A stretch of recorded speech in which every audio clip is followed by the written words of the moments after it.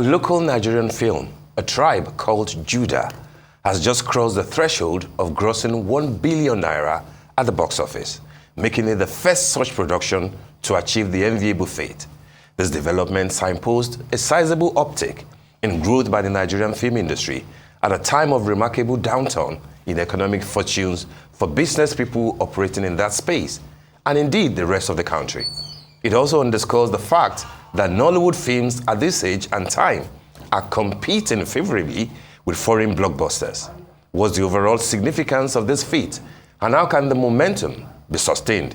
Well, we are now being joined for a conversation by Moses Babatope, who is the Managing Director of Film One Cinemas. Good morning, Moses. Happy New Year to you, and good to have you in the studio. Good morning. Great to be here. Great to discuss with you guys. All right. Thank you very much. I mean, congratulations will be in order to you too, Moses, because I know that it wasn't just a one-man's effort. Yes, it is Funke Akindele that everybody's been talking about, like the 1 billion naira woman. But then we know that there are a few other people, Film One, Shade Balogun, a few other people. Take us through how we got here.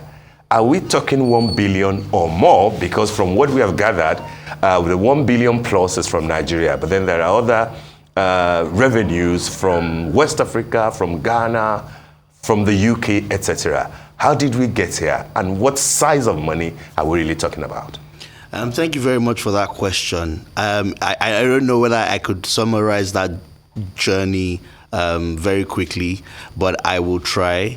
I think it's very important to give Funke Akindele dues for being not only the first director, actor, producer, executive producer to accomplish this feat, but to do it a third time in the space of 3 years, and to do it in an era where the whole sector has gone through a reset. I say reset because if you just look at from 2020 with the pandemic and the economic challenges that the country has gone through, it's essentially been a reset for the cinema sector. It's a sector that thrives on disposable income, that thrives on, leisurely activity.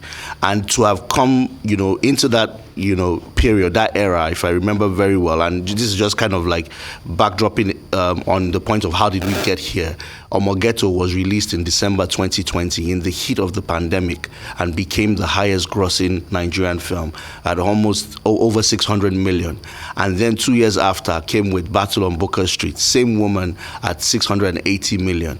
And now we're talking 1 billion and counting. As of this morning, it's at 1.1 billion.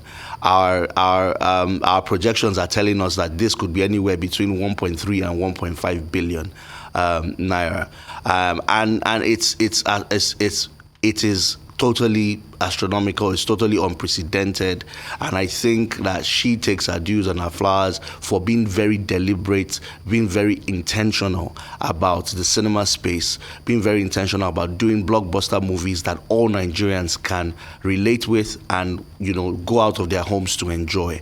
I think that in terms of getting here, there are a number of things that have happened in our, film industry in terms of the quality of productions, in terms of increased investments, in terms of cinema culture being appreciated. I think a number of those things have helped. I also have to pay homage to the media and what we're doing this morning, that at least we're able to talk and spotlight these things and people are a lot more aware. I think combination of a number of factors. Of course, social media has also played its own role in getting us here. And typically the sector thrives in periods like this where there's gloom and almost like doom, but people want a sense of escapism, and that's what I think a Tribe of Judah has managed to feel. And when people ask, ticket prices are averaging anywhere from 3,000 to as high as 7,000-8,000, and people are willing to pay because that escapism is there, and and it's very, very Nigerian, authentically Nigerian. I'm not sure I've totally answered the question, but I think that's the journey we've had, and that makes this feat remarkable. Absolutely.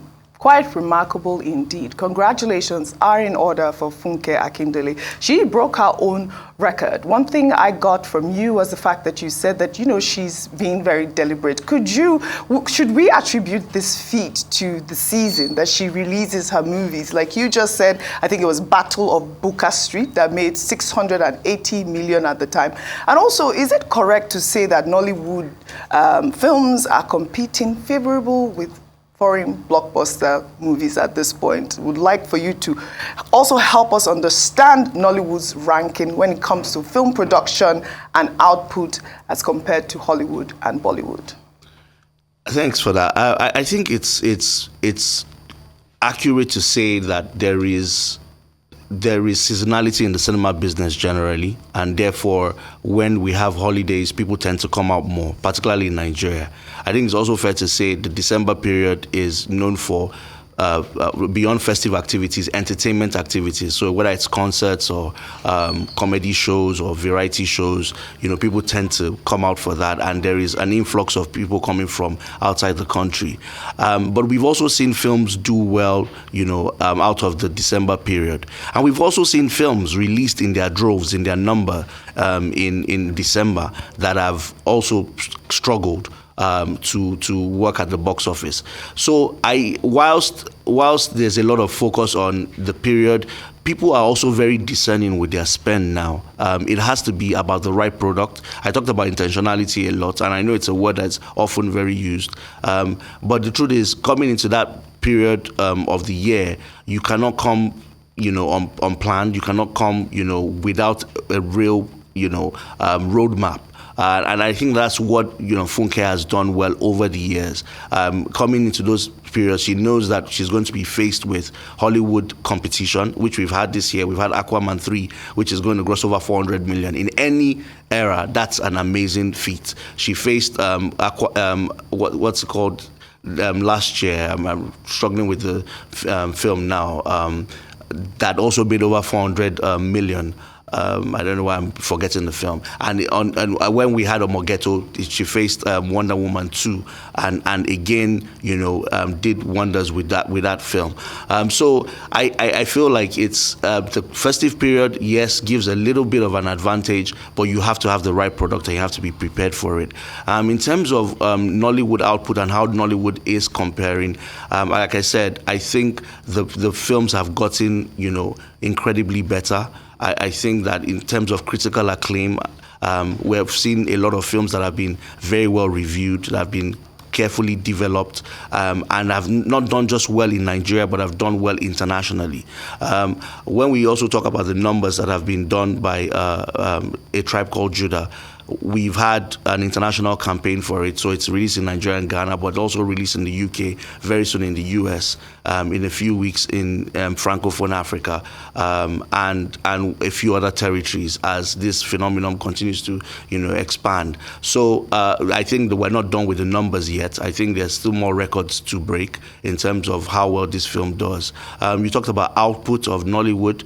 Gone are the days when we used to be celebrated for just the quantity of films produced, quantity of films released, but now we can celebrate the quality of films and the quality of stories that are being told, and the breadth and depth. So there's a variety of films doing very well, whether it's epics, whether it's drama, whether it's action. There is a variety of work of being done. I'm sure there's a film on streaming now that people have also watched, Bread of Life, that's doing quite well, and it just shows you that our sector has come of age, whether it's cinema, whether it's streaming, whether it's YouTube. We're seeing real interest in the content, and we're also seeing the economics make sense. Very well said. I wonder if the movie you were trying to remember was Black Panther, because I remember it came out around the same time last year. But let's focus on A Tribe Called Judah. Now, maintaining momentum after such a groundbreaking achievement, of course, is very crucial. So first off, I want to ask what steps you believe the Nigerian film industry can take to sustain this level of success, both in terms of production quality and audience engagement. And understand beyond the financial success. I mean, you've mentioned even other movies like Breath of Life, like you've said, that is not even showing at the cinemas, but doing really well on streaming platforms. What cultural or societal significance does a movie like A Tribe Called Judah and other movies hold for the Nigerian audience as it contributes to storytelling in the local context? I'll start with the last aspect of your question. I think major cultural significance, and one of the things that Funke Akindele again gets credit for is, being deliberate about telling the Pan-Nigerian story, the story that Nigerians from all parts of Nigeria can relate to. If you look at the story of A Tribe Called Judah, is about a single mother of 5 children, and she through unfortunate circumstances gave birth to from 5 men from different parts of the country. And just looking at the data this morning, the spread, of course, because Lagos has a number of cinemas disproportionately to other parts of the country, Lagos contributes 48%. But somewhere like Rivers State contributes 7%. Somewhere like Delta State contributes 6% to the box office of that film. And then I was also looking at Delta State and Abuja, and you will see that the intentionality of the casting, of the story, of the lingo used is what Nigerians are also responding to. Is very, very representative. And I think it's very important that in this era where there is a lot of consciousness and interest in our films, that we continue to do, stories that a lot of Nigerians can relate to. I'm happy that this is also the era of indigenous local content in terms of indigenous language, where we're celebrating the best of our language, of our dialect. And so the significance cannot be underestimated. And it's also showing that when we pay attention to those things, those critical elements, our people respond, and they respond in droves. I think what's also very pertinent is, particularly on the Tribe of Judah, our people love the communal experience, the shared watching experience. They're taking their time to come out, and the amount of conversations we're hearing and we're having about people wanting to see it with their peers, wanting to talk about it after it's been watched. I think it's such a great thing. So our ability to keep this going is going to be important. Our ability to also find a balance. We want the blockbusters, but we want a situation where the mid-tier films and the smaller films also find an audience. I think it's not an easy thing to crack, but I guess this is where, as practitioners, as those of us building, a developing market, this is where our innovation and our expertise come in. Thank you. So following off of this, I wanted to ask, because it's often said that Nigeria has about 300 cinema screens, or less than 300. I think it was 251 January of last year. Do you think, going off of this type of success, that we're going to see more cinema screens, more cinemas prop up, more access to movies for Nigerians across the country? Because as you said, the film is doing well across different regions. So do we believe that the success of this movie is going to translate to success for the cinema industry itself? I think we're getting into an era where we're hoping for some kind of economic stability. There's no election. Hopefully the cash crunch is going to go down. Hopefully there'll be some kind of control on inflation. And then we have a government that's shown some level of interest in the creative sector. So there's a ministry for the creative economy. I think that it bodes very well for what is also happening with A Tribe Called Judah. What we've lacked in the past is we have a lot of these releases, they do well, and we're not able to sustain the momentum. The cinema industry has also been very affected, so not to gloss over, a number of the issues have affected the sector. So a number of cinemas have also closed in the period, as well as a number of cinemas opened. The macro shocks have affected a lot, and there's been layoffs where it's needed to happen. And so we're hoping that we get into an era where we've demonstrated that this is a very resilient sector. This is probably the poster child or poster industry, in terms of entertainment, that look, entertainment can be formalized, can be a proper business, can return investments. And we're hoping that the critical stakeholders, the government, the financiers, the various important parties are paying attention beyond just looking at the numbers and joining to, celebrate or facilitate with us, to really look at how can we accelerate what has been done here. An individual has shown us in the last 3 years that there's a level of consistency that can be achieved. A sector has shown us here that if we construct ourselves well or organize ourselves well, we can welcome our audiences and formalize their demand. So what else are we waiting for as a country to know that, look, if you double down on investments here, the output can be more. And for me, that's the message we're sending out. It's been almost, 5-6 years where the Cinema Exhibitors Association of Nigeria has been putting out data about the performance of this sector. We've seen streaming coming as a result of the performance of the sector. We're hoping that, we can, get the needed investments and needed attention, critical attention, to expand cinemas. And you're right, we're less than 300 cinema screens in a country of 200 million. I think if we just double that alone, the impact it will have, not just for the filmmaking business, but even in employment and various ancillary businesses, it will be phenomenal. All right, Moses, interesting interventions so far, but I wanted to remind you that the Funke phenomenon didn't just start with Omogeto, and not just the sequel of 3 years ago, and not even the original one of 11 years ago. But I think that we should cast our minds back to Jennifer, 16 years ago in 2008. A lot of people do not give enough credit to Funke for that film, which is probably the persona, the character that defined, our career. That film broke records on VCDs, etc., particularly among the Yoruba, viewing audience. So I think that when we're aggregating the importance of Funke, we should also trace it, to Jennifer in 2008. And therefore, will you think that getting the type of content that she's putting out right works well with a strategy when it comes to marketing? Because what people are saying is that she understands how to push films. I would like your thoughts on that. And secondly, I would like you to break it down. Yes, 1 billion from Nigeria. You didn't quite answer the other part. What came in from other parts of the world? A lot of people are saying that another 1 billion from West Africa. I would like your clarification on that. But then the 1 billion from Nigeria, how many tickets did you took us to that level?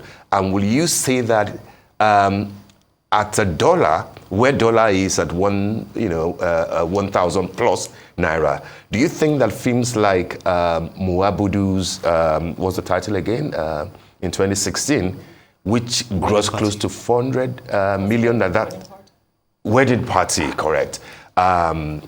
Which grossed close to 400 million or something like that at that time, possibly performed better given what dollar was and the prices of tickets at that time at 1,000, 1,500. Do you think that, that should be credit also to a 400 million naira film 7-8 years ago at a time that dollar was just 350 naira? How will you compare that to what Funke has done with A Tribe Called Judah?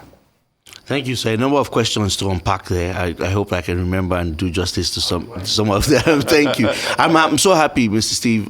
You're a scholar in these things, and it's great to educate the audience that this success we're witnessing with Funke is not something that's just happened or something that is a 3-5 year thing. It's been a journey, and the lady deserves our flowers. It's important to expand that point to say, just even working with her, particularly over these last 3 films, I've seen beyond a creative person with storytelling, casting, costume designing, music composition. I've seen someone that is a marketing genius. I've seen somebody that is a social media expert par excellence. Like, this is someone someone that is supremely collaborative. Like, oh, Moses, I like that. Let's do it. That kind of collaborative. Oh, Ladun, can we do this? Can we, make this happen on our premiere? No, let's tweak it this way. I mean, just talking about the Tribe of Judah, we were just into releasing Battle of Booker Street when she was already muting 1 year, before about this release, and putting a number of plans in place. What do we think about this story?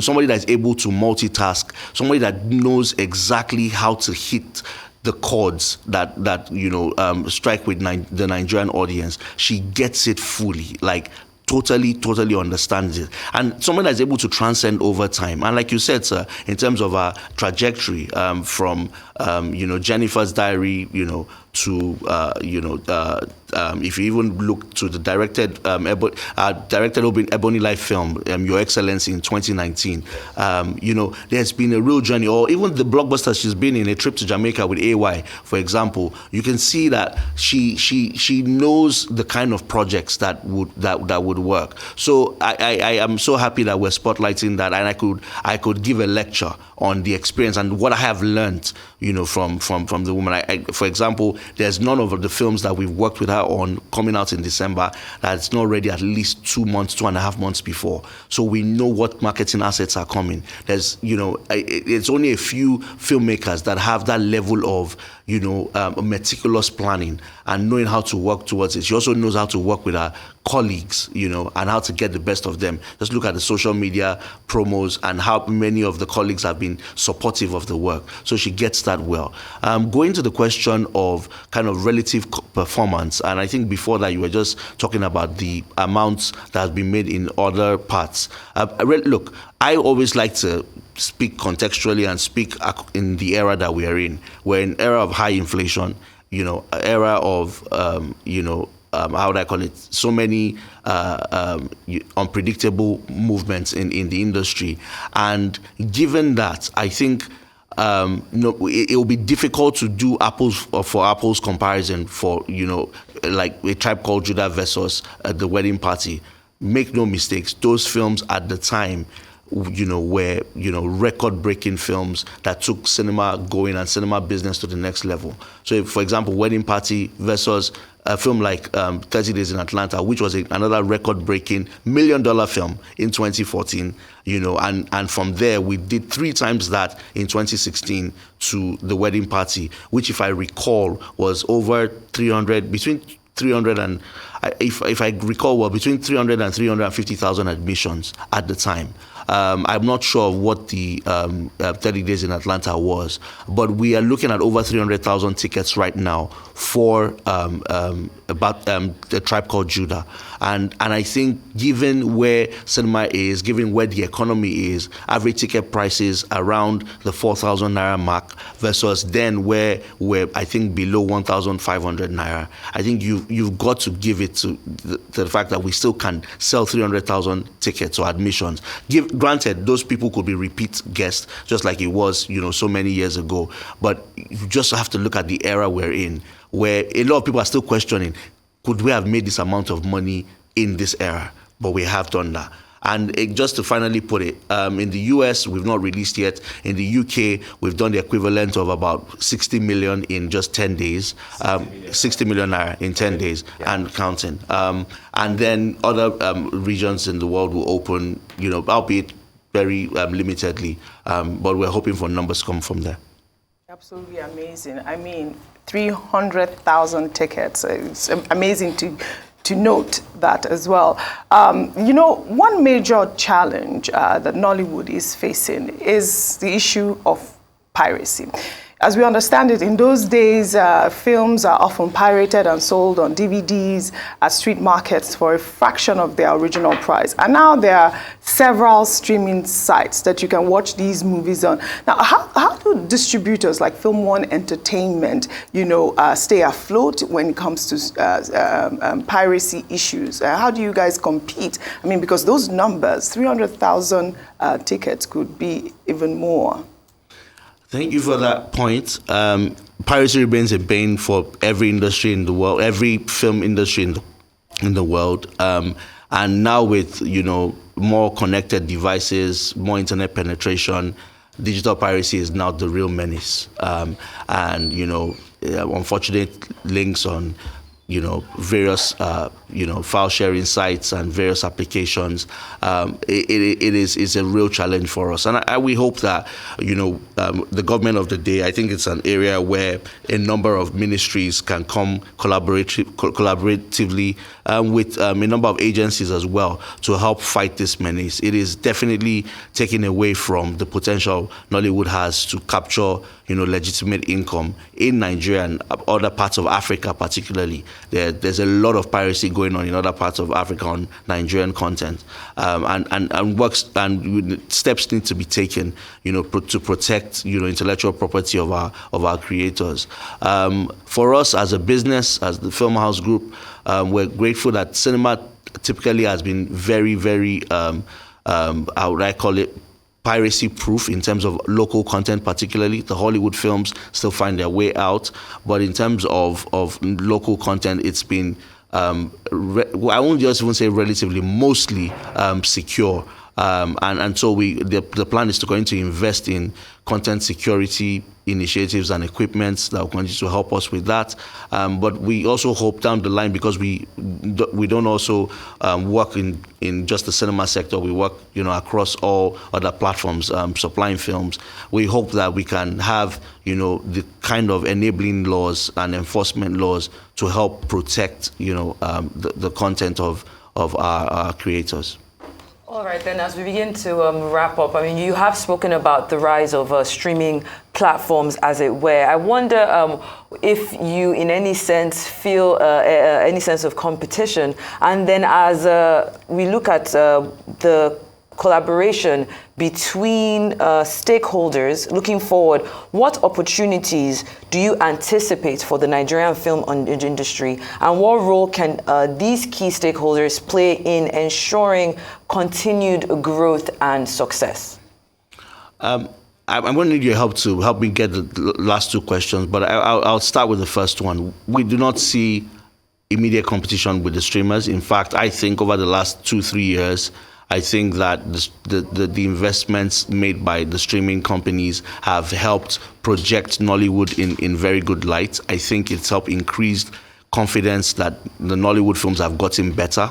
I think it's helped also to ensure that the films that we also that we release in cinemas, that the films are much better. And the films are very well marketed, and that there needs to be a level of differentiation, and the film needs to be experienced. I think it's pushed us to not be complacent. I also think that it's diversified our revenues, and that means that beyond cinema, people can make money on streaming. People also have optionality that you don't have to come to cinema. You can come to cinema and come to streaming, or you can come to either. And our films are being watched by more people than just our people locally. So I've seen the streaming benefits, and I've been an advocate for ensuring that it continues to complement each other.